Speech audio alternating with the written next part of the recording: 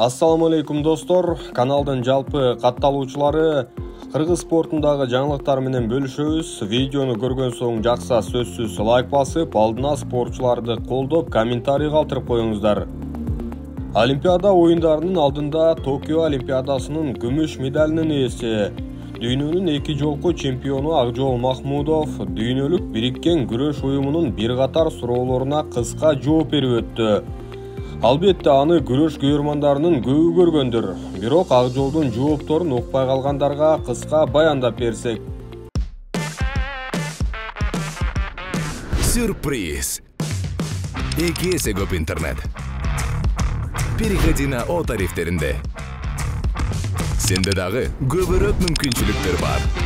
Көбүрөөк баарлашуу, көбүрөөк көрүү, көбүрөөк ырахаттануу. Жазды О мобилдик оператор менен тосуп ал. Акжол күрөш менен алектенбегенде бокс менен машыкмакмын дегенин уга алдык. Ошондой эле анын Токио Олимпиадасында жеңип алган күмүш медали үйүндө сакталып турганы айтылды.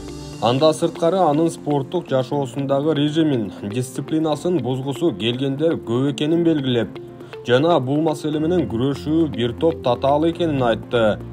Ошондой эле өкүнгөнү Токио Олимпиадасынын финалынын алдында бир аз бошоп койгон экенин жашырган жок. Олимпиаданы жеңип алууга 100% даяр болгонун, бирок бир аз гана бошоп койгону үчүн финалды уттуруп койгонун айтты.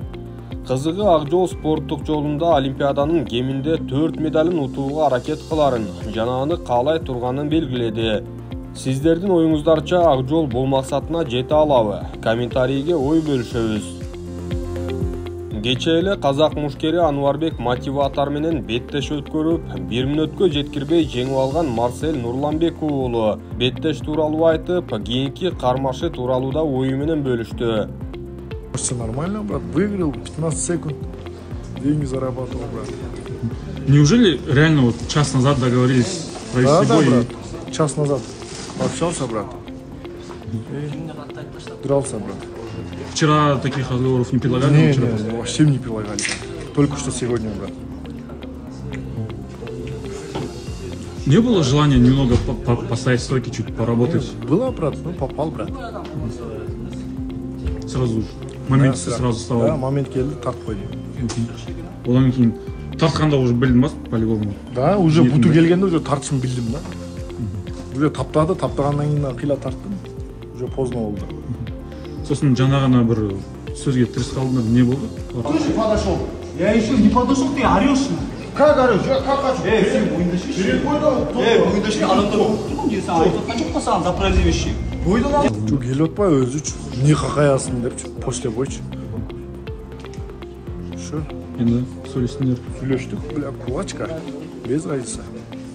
Мама, спай. Енді чисто спорт, конфликта нет, чисто спортта араларында. Чисто спорт. Спорттан кейін конфликт болады ғой. Өзі келіп отыр.